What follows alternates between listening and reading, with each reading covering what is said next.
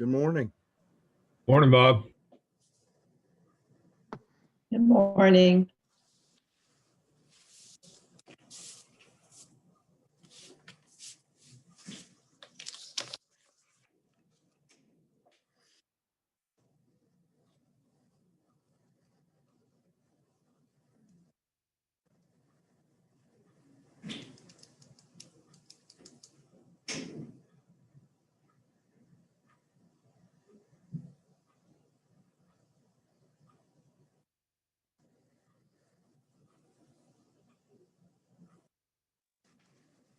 So I'm going to go ahead and record it.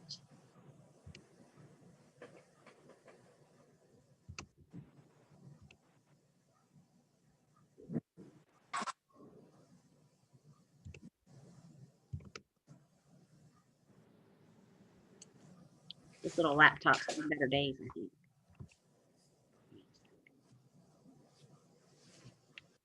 But I am recording, so if you want to get started, and then I'll catch up to you. Yeah, I mean, I can at least explain what's going to be on the agenda, and then kind of go from there. So first, I want to say thank you all. Thanks for joining us virtually for this FY22 budget kickoff. And I think it's fitting we kick off the FY22 budget virtually in light of what we've all been dealing with for the last 10 months. So appreciate everyone's participation, and also always like to use this even when we're actually meeting in person under whatever is considered normal circumstances, but certainly this time want to use the opportunity to again say thank you to each of you for all that you've been doing and all that your staffs have been doing through this. I know that individually this has not been easy to manage through, and I know for our staffs that it's not been easy for them to actually keep doing what they need to do. Although, as I say and will continue to say to the council and to the public, you know, we're 10 months into this thing, and even though the world around us is going crazy, we have not missed a single hour or single day of delivering the essential services the community relies upon. And so I don't take that for granted. I really do appreciate the work all have been doing on that. I'm going to go through the agenda here, but I guess I'll preface that by saying that probably the theme for this year's budget, I guess, could be wrapped up into the phrase of "I don't know," and by that I mean the uncertainty is going to continue to drive the preparation of this budget, and you'll see that as we kind of talk about this a bit. There's just so much unknown about what the implications of COVID and the economic impacts are going into FY22, and still not yet knowing exactly what might still lie ahead relative to the virus. So that'd be one theme, I think, is that I don't know. There's a lot of uncertainty. And the other is not that any year do we have a perfect budgeting system, but perhaps this year even more so is as we go forward, this is not going to be a perfect system. There's going to be hits and misses as we go through this and adjustments along the way. And that'll make more sense, I think, as we go through this. But Tiffany, if you go to the next slide for the agenda. Thank you. So for today, we're going to quickly cover through the year-end update where we ended up in 2020. And the good part of that is based off of both revenue that exceeded our projections, even in light of COVID, and also the great job you and your staffs did at expenditure controls. We ended up in a lot better position than we had anticipated. So that'll be a positive to talk about. Of course, we'll get an update on where we are right now. First quarter is complete in FY21. So we're at least getting a glimpse of how the budget's performing. Talk a little bit about the FY22 strategic priorities, and then on through the request for results documents, the offer process, the BFO sort of tips and tricks, the performance measures discussion, both on collecting those and reporting those, and then the offer review process, and ultimately the schedule that we will use. So that's what we're going to be covering, and I'm going to pick up on kind of two slides and then hand it off to, I believe, Amelia and Paul, who are going to start really at the FY 2020 year-end update. But I'm going to start with a couple of sort of high-level views of things that are going to be approached a bit differently this year, and these are all in response to both council direction and instruction, as well as just the reality of the world and the things that we need to be doing better at and differently, perhaps, than what we have been able to do or are doing. So that's a part of this. So you all, it's no surprise, you all know that there has been, obviously, for the last several months, really years, but certainly intensified over the last several months, an ongoing national and certainly local conversation regarding equity. And that, again, has been very true here. And the expectations of our community and our council is that we will use the $300 million to the extent that we spend each year in tax dollars. We will use that to make advances on inequities that exist within our community. As the administration group was talking with council to try to figure out how best to do this and not be completely disruptive to our process, so that we could focus really making meaningful contributions to this and not spend all our energy on the system. What we opted to do was take our BFO process and see if we could tweak it in order to be more responsive, such that our outcomes actually are more oriented toward equity. So I'm going to talk about kind of this approach, and this is where that sort of second phrase comes in. This is not a perfect system. I view this at a minimum as a 2-year undertaking. So this will be front and center in the FY22 budget preparation, and again in the FY23 budget preparation. Some of this we're literally building as we're going along. I used with the directors the other day the analogy of building an airplane while we're flying it, and that's very much this case. Timing has not worked in our favor, so we'll be asking for folks' patience, and we'll be trying to extend that same patience as we work our way through this. But essentially what we're going to be doing is continuing to use the same framework we've been using in terms of preparing offers in response to requests for results.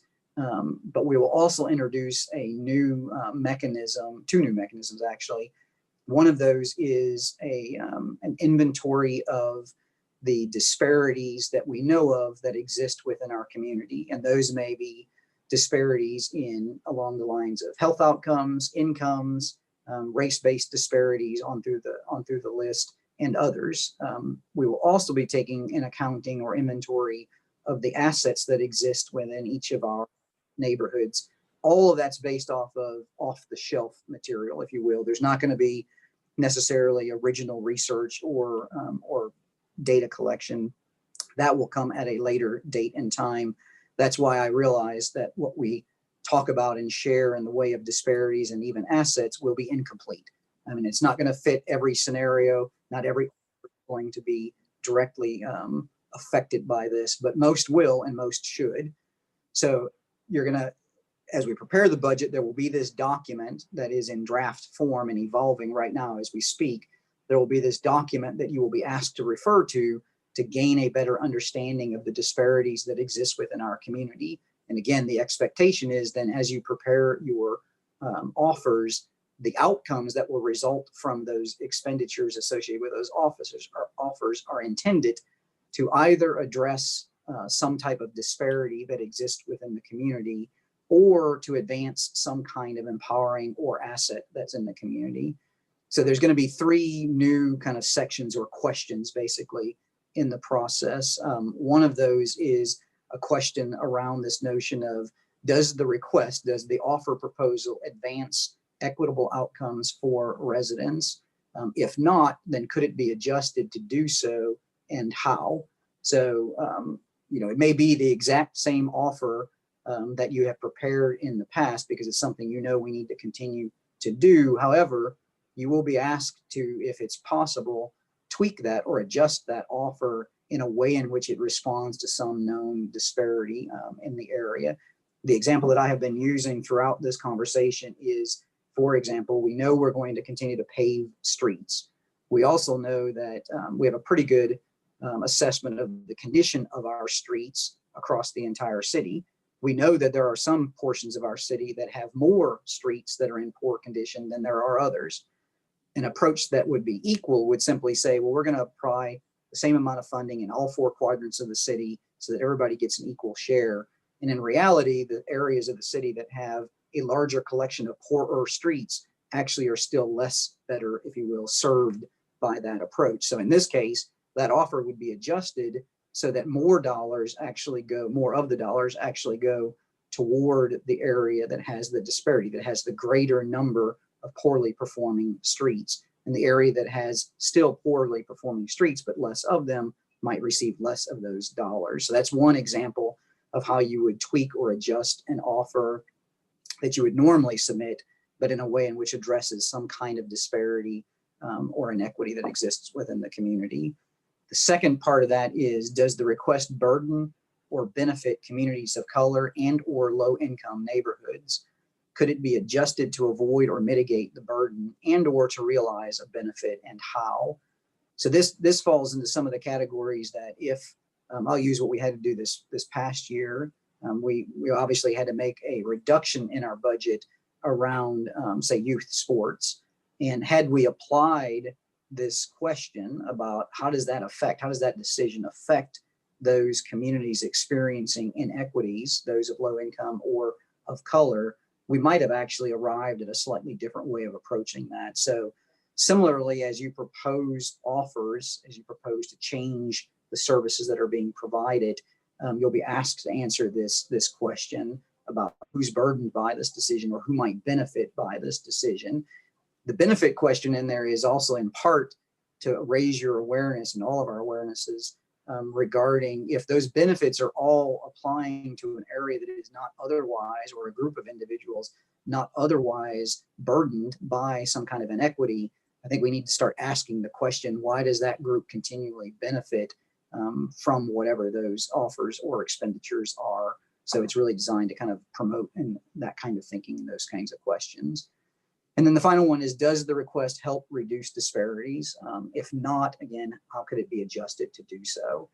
So those three kinds of questions will guide the formation of the offers using that collection of information about disparities and assets that I mentioned previously. And there'll probably be more discussion about this as we proceed forward.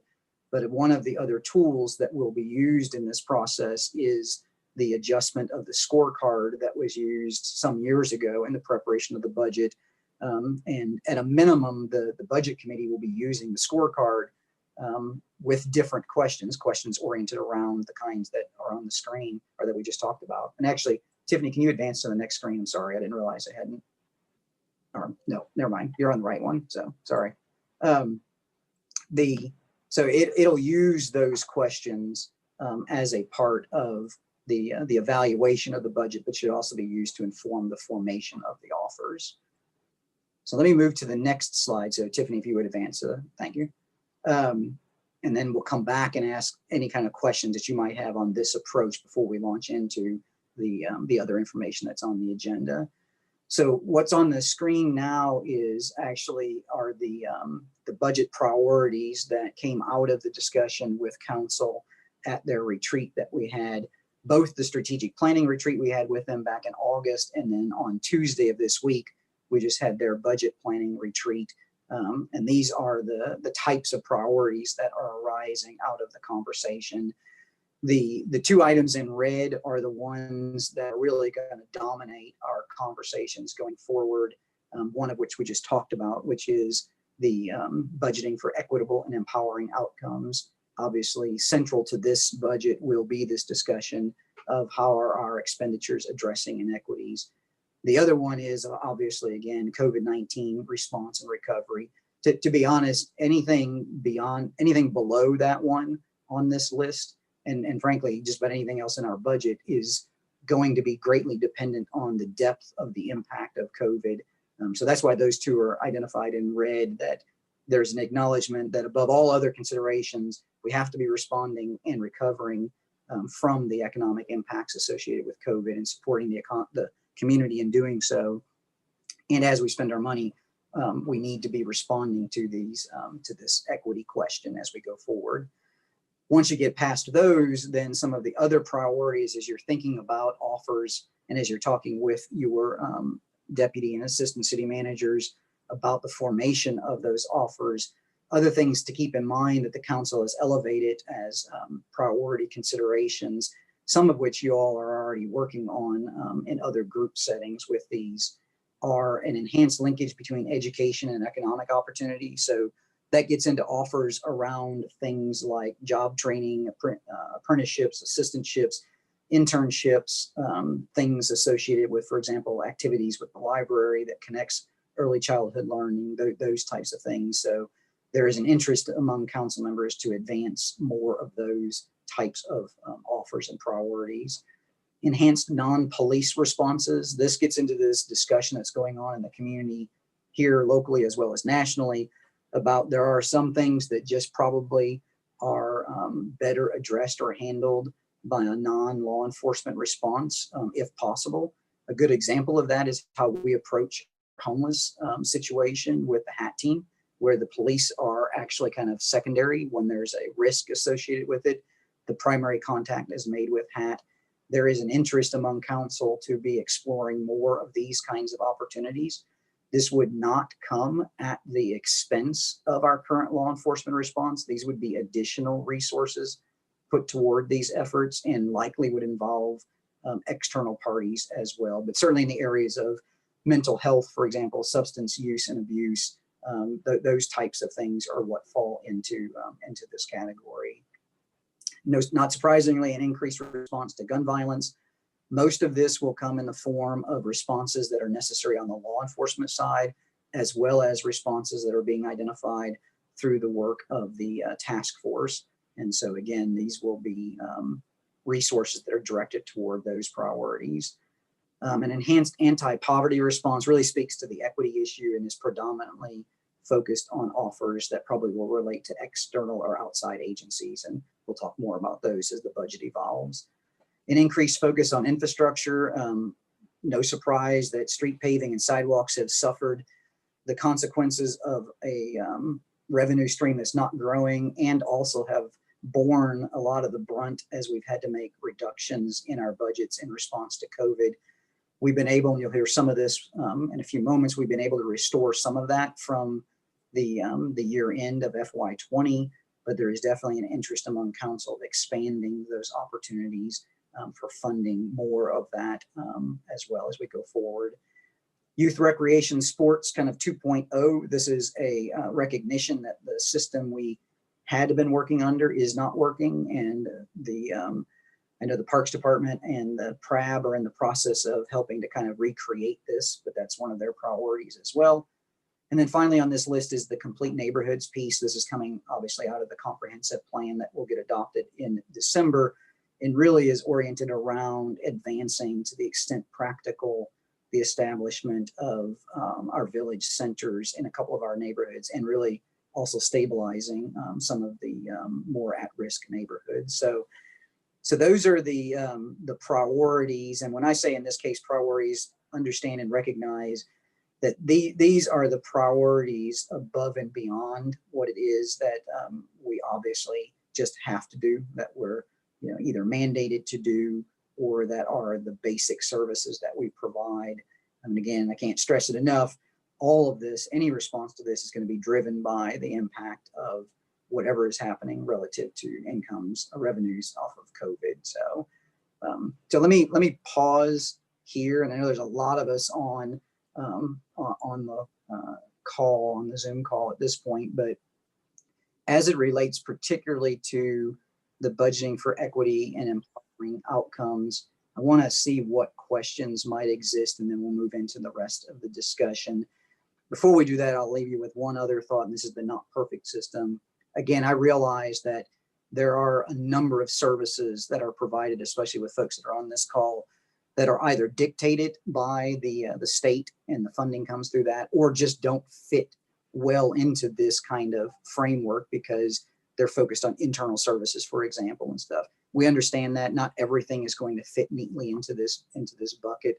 These are really about the offers that are prepared that actually deliver services or support services that go out into our community. So with that in mind, I will pause here and see who might have any questions. And probably with as many people on here, the easiest way to do this would just be, if you do have a question, if you would unmute yourself and just speak up with your question, and we'll try not to talk over each other too much as we go through this. But any questions anyone have about either the BFO kind of adjustments and or the council priorities?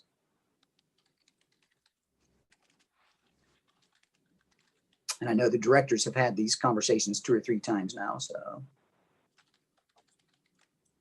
All right, not seeing anything. I'll say one last thing and then turn it over to Paul and Amelia to walk through the rest of the agenda.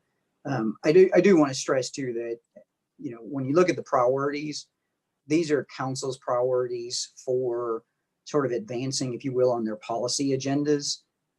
This obviously, again, recognizes it behind this, recognizes the need to keep doing what we do every day, and also a recognition, and this was talked a lot about this at the retreat with council, a recognition that none of this gets done without the people that we have working for us. So behind this is a recognized priority that we still have 1,700 people that we need to take care of as well, both from a compensation standpoint, as well as just the work conditions and stuff. So even though you don't see that listed on this priority list, understand that that's behind this list, that this is really focused on advancing their policy objectives. So with that, I will turn it over to Paul and Amelia, and they'll start walking you through, beginning with the year-end update. Thank you.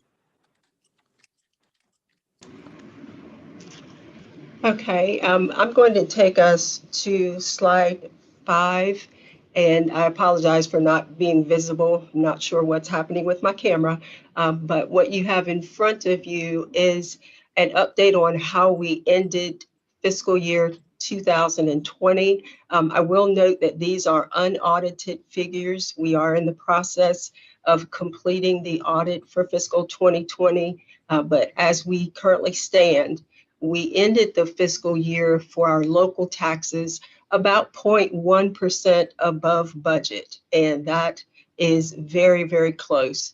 You'll recall back in February, March timeframe, as COVID-19 came into our lives, we began to look at our local tax projections and made some significant assumptions about how local taxes were going to perform. At that time, we were expecting that we could be anywhere from $8 to $9 million below our local tax estimates, and made some adjustments based on that expectation. As you can see, as it turns out, our local taxes did perform almost to our expected or adopted budget, and we're very pleased with that. And you'll see in a couple of slides what we were able to do as a result of that. Some of the major contributors to our local tax performance, you see listed here on the slide: real estate tax, business license, sales tax, transient occupancy did not perform to budget. Personal property was close to the adopted budget. Prepared food and beverage tax did not perform to budget, almost 20% below where we want it to be. One of the most significant components that we point out is that delinquent tax payments receipts were about 77% higher than the budgeted level. So where perhaps we saw prepared food and beverage tax itself, as in current collections, being below target, our delinquent collections were above target. So there's a mixture of payment by delinquent customers as well as current customers that contributed to that 0.1% below the budget performance. Overall, our total revenues were about $9.6 million above the actual expenditures. So a very commendable place for us to end the fiscal year, which was, again, better than what we anticipated as we started our discussions back in February. If we go to the next slide, slide 6. As we look at where we ended the fiscal year, again, year-to-date revenues of about $303 million, and the expenses about $293 million before we utilized any of the remaining $9.6 million. The uses of that $9.6 million you see listed there at the bottom. We always contribute at least $150,000 towards payroll accrual.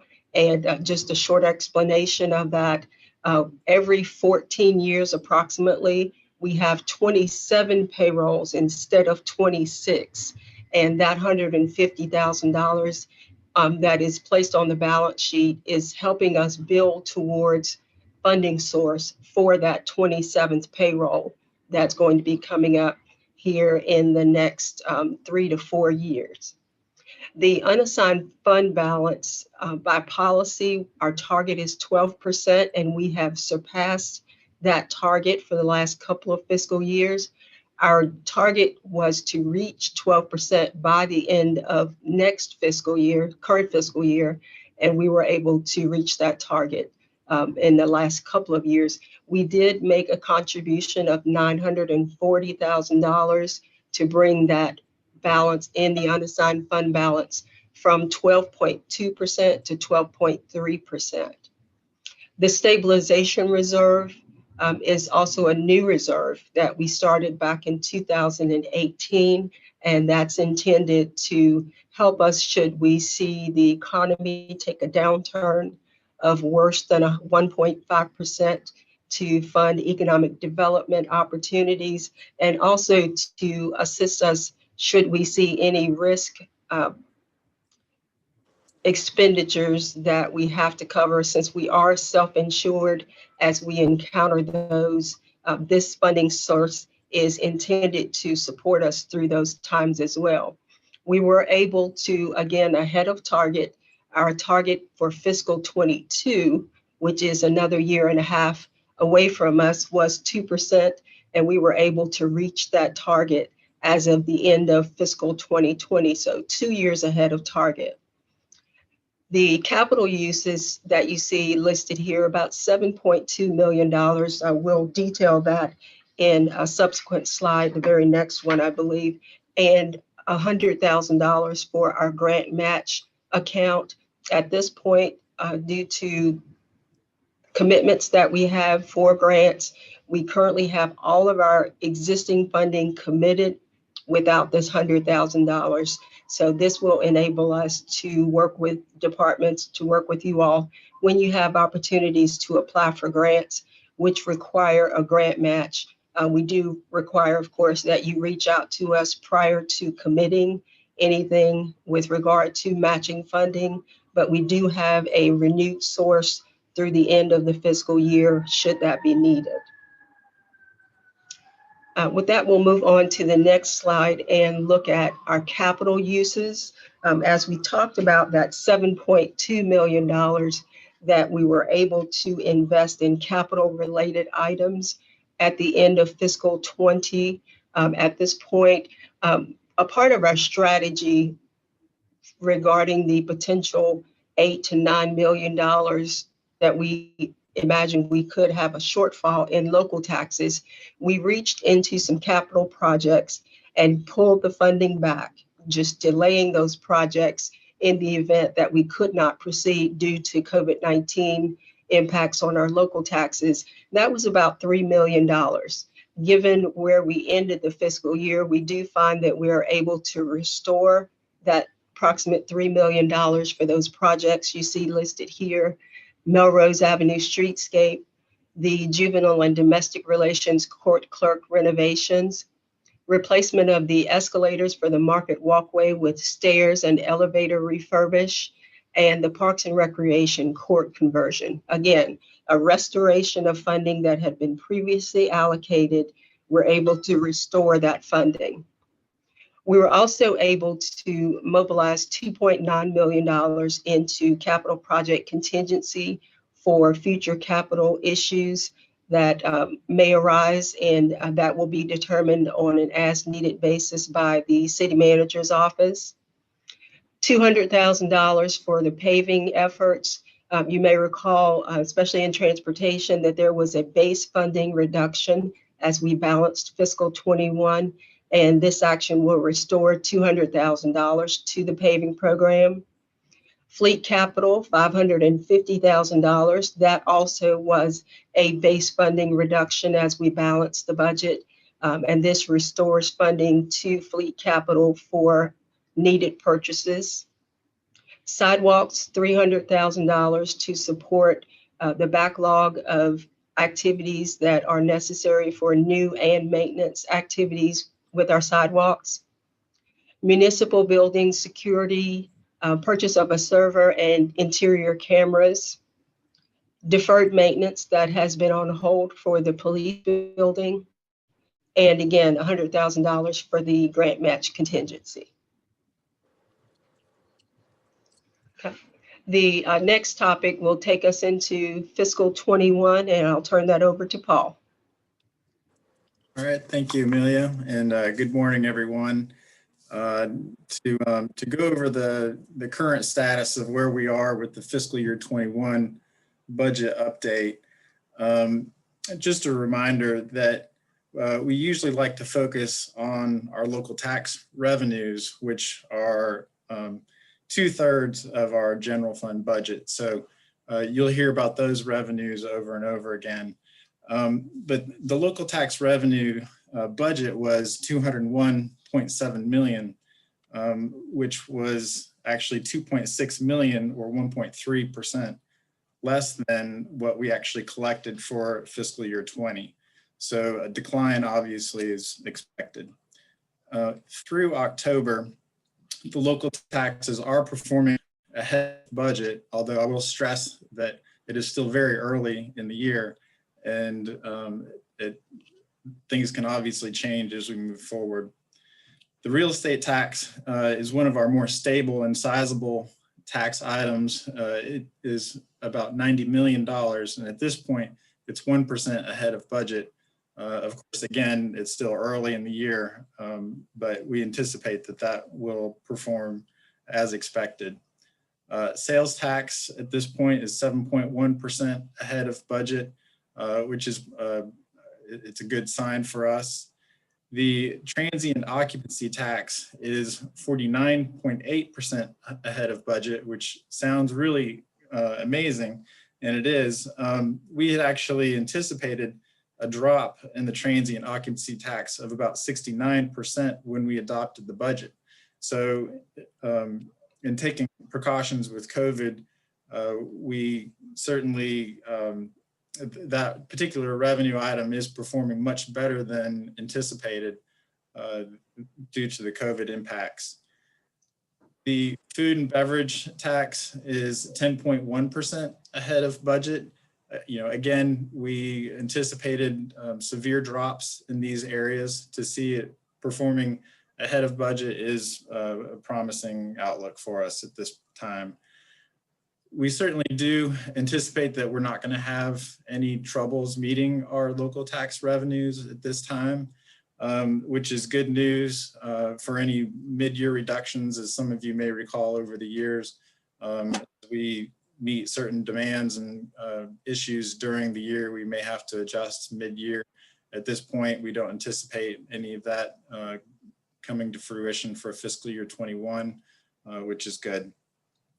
We'll continue to monitor key expenditures monthly, which includes items such as salary lapse, motor fuel, vehicle parts, sublet, etc. We have developed a dashboard that we'll be presenting to council when we start providing them with briefings. And on that dashboard, it consists of certain key revenue items, which are mostly the local tax ones that we've mentioned, and then also key expenditure items as well, which may evolve over the process as we try to highlight certain areas for council. But the main goal being just to kind of give them an overall feel of where things are for the organization as a whole.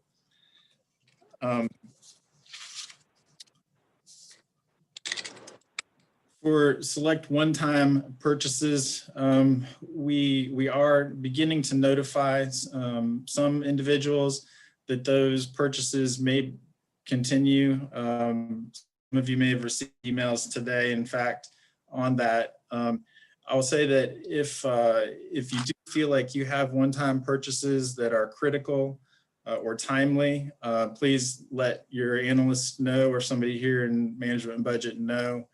so that we can communicate that as we begin to release those one-time purchases with caution. So as we begin to develop the fiscal year 22 budget, we'd like to proceed with caution as we continue to understand the effects of the COVID-19 economic fallout. For the medical and dental, we'll point out that the city did absorb the full cost of the medical and dental premium increases for fiscal year or for calendar year 2020, and there were no increases in calendar year 2021. That essentially was able to hold the compensation level for the employees and not have a negative impact on their paychecks. For calendar year 2022, we're estimating at this point a 10% increase and a 5% increase in dental, but we will learn more about that as time progresses. Next slide, please. So this year, there will be no review of the request for results document. The request for results document, as some of you are aware, provides a detailed description of each priority and what types of services and goods that we would anticipate that we would receive from those various offers that would be submitted. We will review the RFRs, as we call them, for any added emphasis for equity and empowerment. So there may be some slight changes that occur. And to that effect, if we do update those slightly, then we will notify you all so that you can be aware of that.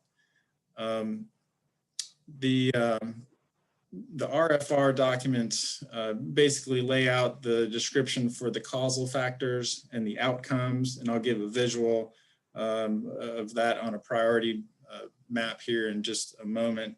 But it also focuses on the performance indicators. So again, we will not need to do any significant changes to the RFR document. Next slide, please. Go back a couple there.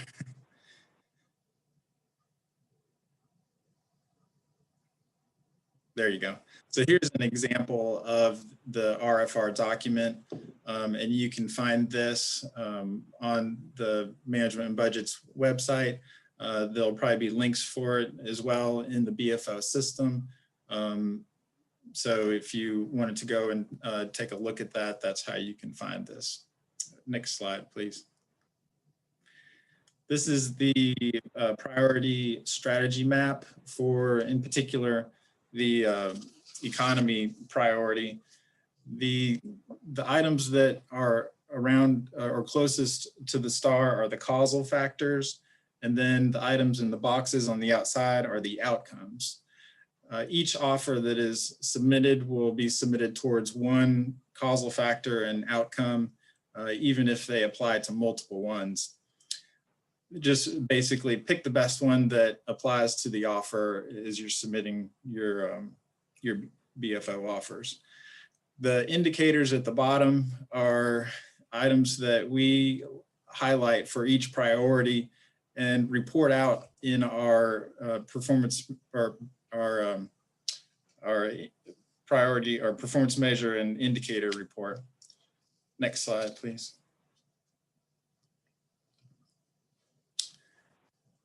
So for the offer submittal process, for each existing offer or new offer, be sure to reconfirm that you have the appropriate priority, causal factor, and outcome selected.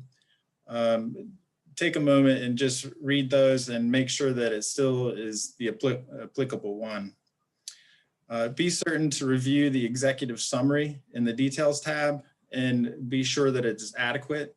Sometimes the executive summaries have comments in them that are specific for a particular year. So make sure that any of that has been updated. And I'll show a screenshot of all this in BFO in just a minute. Continue to complete the measures, the personnel, part-time, overtime tabs, expenditures, and revenue sections as well. There will be a new scorecard tab that for some of you who've been working with BFO for a while, you'll be familiar with the scorecard tab. And it should be pretty self-explanatory when you click on that to see what you need to do. I will say that we are working with DOT to finite some of these. As Bob had mentioned, we are building the aircraft as we're flying it. So if you would please give us until perhaps Friday is our goal to have these all updated, next Friday that is, but hopefully sooner. These updates shouldn't take too much time as we're starting to find out. Use your fiscal year 21 controllable expenses as the base for your fiscal year 22 budget. So in other words, any overtime, temp wages, and then all of your operating expenses as well is considered as your base budget, if you will. You don't need to consider your salaries as your base. For that, we use the FTE count. So if you have any questions about what your base budget is, then please reach out to your analyst and we can help you out with that. Any minor shifts between object codes is fine, but any submissions above the base in total will need to have a supplemental request.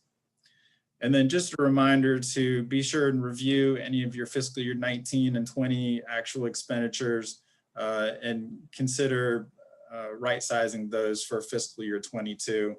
Obviously, we know that there have been times during 21, even now, where we've had reductions due to certain economic issues. So, we will take those into consideration, of course. But it is a good review to go back and look at your old expenditures and see if there's anything that needs to be adjusted. Next slide, please.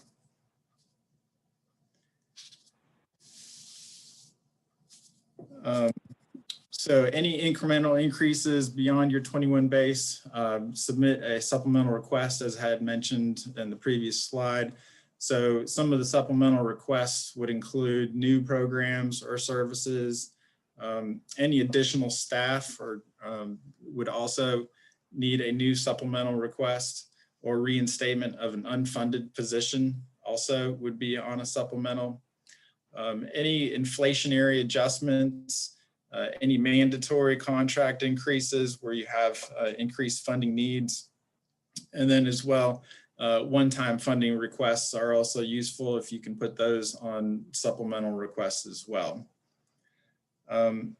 Regarding the supplementals, do be sure that when you enter an expense into the offer as a one-time cost, there is a flag on there that you can check that helps us identify what is a one-time request. So I'll just make sure I remind you all of that.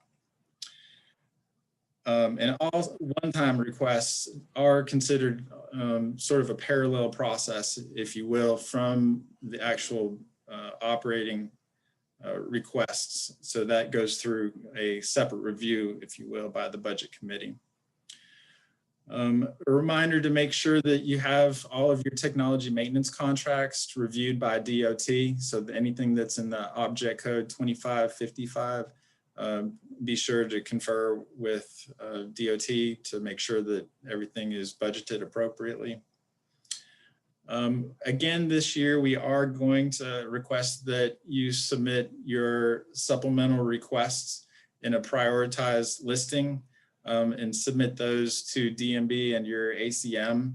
There is a form in BFO to a template that you can fill out, and be sure to prioritize these or rank them, if you will, for the whole directorate. So for example, Public Works is an example. Combine all of the divisions that you have and rank those for the directorate as a whole instead of within each division. So this is similar to how we did it last year as well. And of course, we'll continue to ask council and constitutional officers to also participate in this exercise. Any proposed reclassifications of positions that are submitted as part of the budget process will be forwarded to HR for consideration. Next slide, please. So here is the budgeting for outcomes homepage, if you will. And just to point out in the top left there is kind of a dashboard. It combines all funds. So the total expense number there sometimes is not as helpful. In the bottom left though, I'll point out that's where you can find some of your the resources. So we have a capital vehicle request form there. The ITC project submittal manual, performance measure information. So if you want to learn how to submit a good performance measure or some more information about them, click that document. Any new requests for modified fees, charges, or fines, we have a document for that as well. Any of those should be submitted to both DMB as well as the city attorney's office. And then we have the template for the prioritized supplemental listing that will need to be submitted along with your offers as well. Any additional resources that we have will also be put into there. I do want to point out the messages section on the bottom right. We will continue to update that for any important messages that we need to share with you. So when you log in, be sure to just take a glance at that and see if there's anything that you need to be aware of. Next slide. Again, this is just a image of an offer and just highlight where you've got the priorities and the factors on the left-hand side there. Make sure you review those and that they are accurate. Next slide, please. So the details tab will have some changes to it coming over the next week. Currently, the executive summary is the only section that you can edit. We're going to be removing the part there that you see crossed out that was there just for informational purposes last year. And then this is the section where we're going to insert fillable boxes so you can write a narrative to answer each of those equity and empowerment questions that Bob was mentioning earlier. So keep an eye out for this and we will get this updated as quickly as we can. Next slide. Just wanted to remind everybody where you go to update any personnel changes. It's under the offer and then manage my personnel. I know often when we don't get into the system, but once a year we forget about this. And this is one of the questions that I would receive most frequently. So I thought I would mention it. So if you need to add personnel or edit personnel, request that they be refunded, this is where you would go. Next slide, please. A tip and trick here that I have for everybody on reviewing their expenditures is under the review tab, and then you go to expenditure history advantage. There's also one for revenues here, but for expenditures, which you would most likely be interested in, go to this tab and type in your department. And if you want to focus in on one particular object code, you can enter that. For example, here I've entered in the libraries, publications, and subscriptions. And the data that it's loaded in here goes all the way back to 2007. So you can then click the little Excel icon in the top right and do an Excel download to gather a good number of years worth of data. So just a little tip and trick here for you as you try to research what your expenditure history has been in years prior. Next slide. Wanted to highlight some of the reports that we like to use here in budget.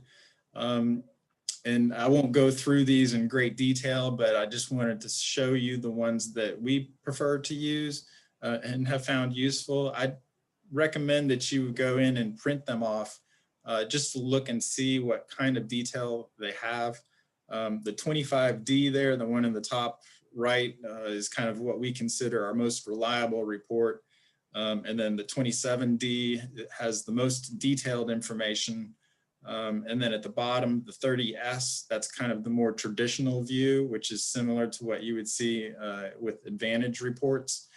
So that's there's just some helpful information as you go in and want to run reports that are other than your offer reports. Next slide, please. Be sure to re-examine your performance measures. Ensure that your performance measures and targets are relevant and meaningful. Consider including any measures that would address equity or empowerment this year as we try to focus on that. Determine if there's any new or revised measures and targets that are needed to support the outcomes expected of each offer. And just a reminder that you must have at least one reportable expenditure or performance measure in each offer, but no more than 3. You can do additional performance measures beyond 3, but no more than 3 should be reportable.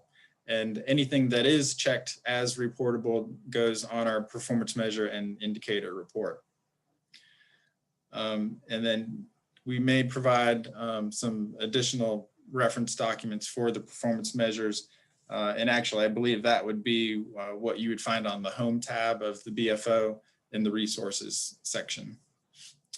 Next slide.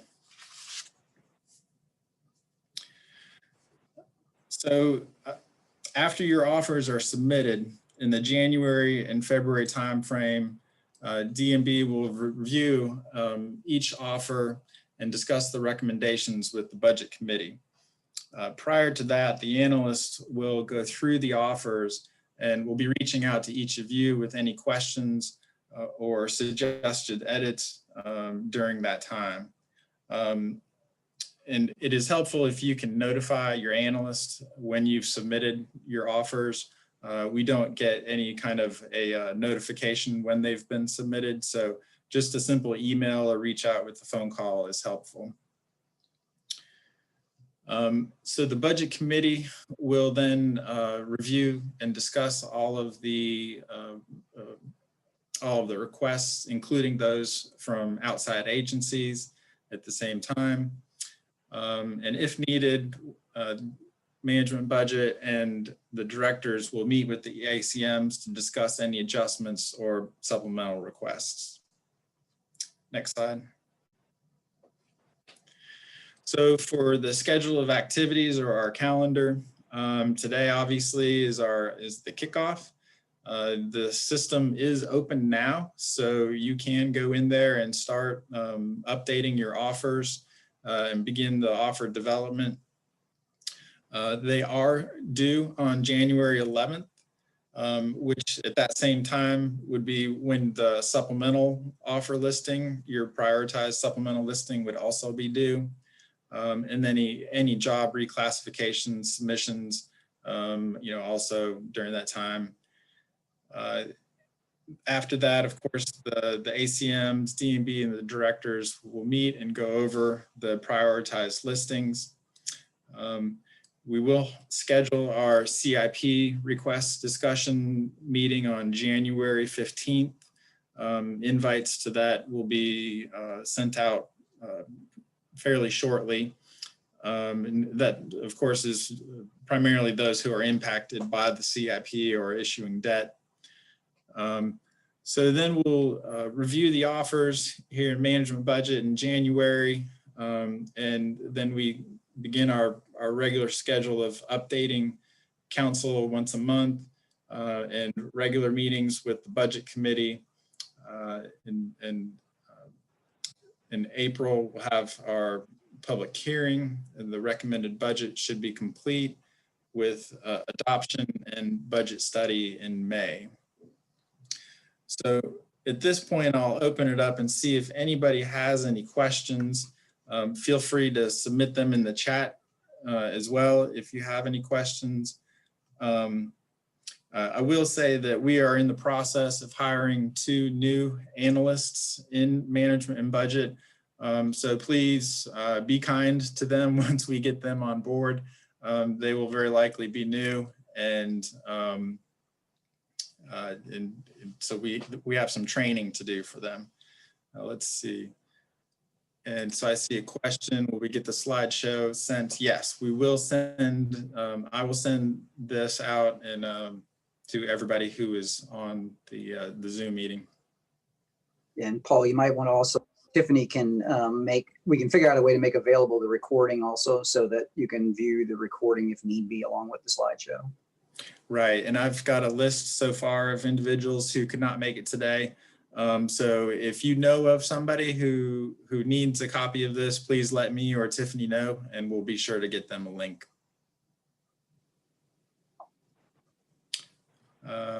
I'll get with you, Tiffany, on that, on how to upload it. But yeah, I'll leave that up to you, however you want to, if you want to upload it to YouTube or whatever works best. But Sherman, Bob, or Brent, do you guys have any additional comments that you'd like to bring out? I'll add one or two additional comments. One of those is I know that there are a few of you I know that like to get started on this in about 5 minutes and starting to get things loaded, and I certainly encourage that and appreciate that. However, as we've mentioned, there are some things that just aren't ready, aren't done yet, and there are some things you can kind of get started on and getting that underway, but I would not anticipate being in a position to finalize your offers until that collection, if you will, of disparities and assets is finalized, and also some of the tweaks that Paul has mentioned with the scorecard and some of the other things. So you'll want to get started on some of this, but a little bit of patience will be needed before we get too far into the discussion. Second thing I'll say is Paul referenced the, right now there's obviously a bit of a disconnect between certainly performance measures and even to some degree the request for results from what we're talking about on the equity side of things. And we may tweak those a little bit. A lot of that is kind of year 2, if you will, FY23 work. So there's more to come with this, but we thought the most important thing first was to kind of introduce this scorecard and this assessment or accounting of disparities to at least create the beginning of this conversation and the offers coming forward. So just 2 things to note. Third thing I'll say, and that goes without saying, even though I've been referencing COVID and the COVID impacts, and I'll go back to my first statement, which is I don't know. I don't know if we're working in an environment where we're talking about a flat budget, whether we're talking about a budget that actually is going to include reductions, or whether we're talking about a budget that will have additional resources. We don't know that yet. We'll get a little bit better sense of that in January as the real estate information gets a little bit more formalized. But, even though, we continue to talk about things like priorities that the council has a focus on, the way in which you enter information regarding new employees or reclassifications, just understand we may very well find that we're in a situation where we have to respond to council priorities with a decreasing revenue stream, not an increasing revenue stream. So just keep that in mind as we go through the development. It's just there's so much unknown that I can't give much more guidance beyond that. So those are my thoughts. Paul and Amelia, thank you for walking through that. I don't know if Brent or Sherman have anything further that they want to add. Yeah, the only thing that I would add is just to reemphasize, if you have fee adjustments that you are proposing, make certain that you include those in your budget submittal. Often we will not get requests until midway through the budget process, and that makes it a little difficult for us to integrate that into our conversations with the council. So that's the only thing that I would follow up on. Thank you. And for me, Bob, I think while I've had a long history of budget development, I'm learning a new process as well with the directors this year. So have a little patience with me. And as Bob found out in my DISC assessment, I ask a lot of questions anyway. So I'll ask a lot of you this year as well. So I appreciate the patience. I look forward to working with everybody. Thank you, guys. Paul, back to you. Okay. Yeah, I don't see any more questions in the chat box. So if you have any after this meeting, then feel free to reach out to me or Katie or Alicia or Amelia, and we'll be sure to help you out. So with that, we'll conclude the meeting and wish everybody a wonderful weekend. Thank you. Thank Happy budgeting. Hey, everyone. Budgeting. Thanks, you too.